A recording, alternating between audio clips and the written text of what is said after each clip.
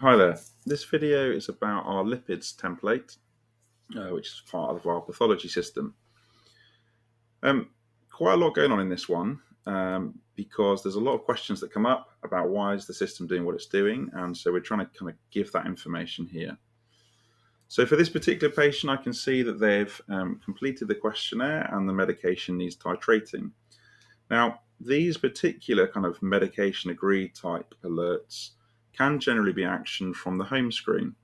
The reason is that it launches a protocol. The protocol will help do the titration, so it will look at what they're currently on, put the sort of next step up on repeat, document all of that, and inform the patient. Unfortunately, we found if you were to do that from within this template, it really slows things down, and you end up twiddling your thumbs. Not quite sure why, but if you do things just from the home screen or using the launcher for F12, you don't get those delays. So the main use of this really will be where things need a bit more digging into. So we've displayed for a patient what the kind of main indications are for being on a statin, what they're currently on, when they were first on it. This summary is really useful, so you can see what things they've tried in the past, and the date here is when it was last issued.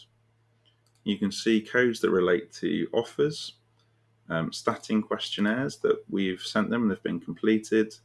And if I click on the drop down, I can see the answers that I've completed with this patient, or rather test patient. This bit is one where we get a lot of questions. So why is this patient above target? Why are they being offered dose increases? So we've tried to make that really self-explanatory here.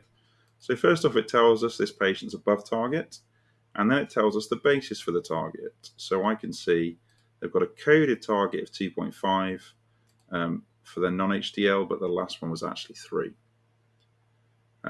There are different kind of criteria that the system works to. Where possible for primary prevention, it would look for a coded target and work to that, and therefore be looking for that 40% reduction in non-HDL. Sometimes it's not possible to do that, and so it will compare non-HDL from when a statin was started to the latest. Other times that's not possible either because, say, they might have been started on a statin, 10 years ago, and there is no non-HDL code prior to that date. Whatever the scenario is, it will try and explain here briefly what it's doing and why. In that scenario where it's not got a kind of relative target that it can use or a previous data that it can compare, it will generally work to kind of equivalent sort of hard targets of LDL less than 2 or non-HDL less than 2.6. It's not perfect, but early versions of this, we were kind of going back and hunting through data and trying to work out 40% reductions manually. And it was a lot of work for not a lot of gain. So we think that generally this is the best approach. But yeah, do talk to us more about that if you want to know more. You can see some more of the latest results. We've included this table here, which is really helpful, I think. So you can sort of see then if a patient was on, for example, pravastatin, or say Simva 40, we wouldn't be offering a dose increase, but we would think about moving them across to a kind of equivalent dose of atorvastatin. And we've also just added a note that Rezuva 40, although it's on this table, is now just prescribed by specialists. So if someone is on Rezuva 20, we'd then be looking at offering them ezetimibe 10 to add on to that. Over on the right, you've got the usual kind of complete, but there's a lot of options here. This second half is for those that relate to referrals to lipid clinics. The top half, you've got these options about lipid-lowering therapy decline, not indicated, and so on. Particularly useful if you're working through these patients for kind of QOF, cholesterol 3 and 4 targets, or of course appointment needed.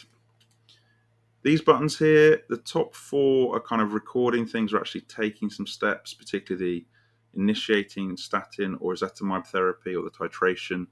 So they will put the relevant medication on repeat, code and document it and do a message to the patient. This one, again, if you hover over it, you can see apply the statin dose, increase declined. We've done that as an auto consult because there isn't a code that quite fits that. So we're using a code combination. Same with some of these other ones. If you're declining specific treatment options, you can tick those here. Worth noting that if they're declining them all for QoF purposes, you need to tick them all. Although equally, if you pick this option, lipid lowering therapy decline, the code there is a more generic QoF code for lipid therapy lowering therapy declined, and that kind of covers the bases.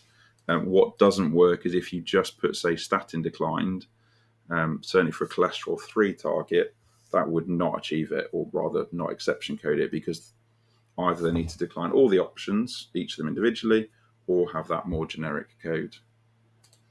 Lastly, we've got these admin actions. They are down as admin actions, but of course others might use them.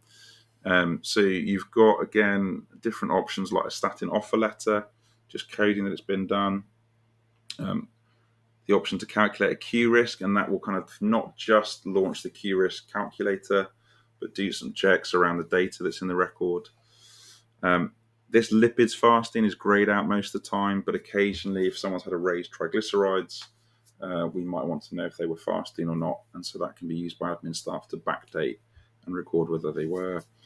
Finally, we've put a link to the lipids management guidelines down here that we've mainly based this pathway on. It can be useful to sort of read up and understand, again, some of the rationale behind the way the system works. That's it. I hope it's helpful. It's quite a busy one, but as you get used to it, it should make sense. We hope the information here is genuinely useful. Thanks.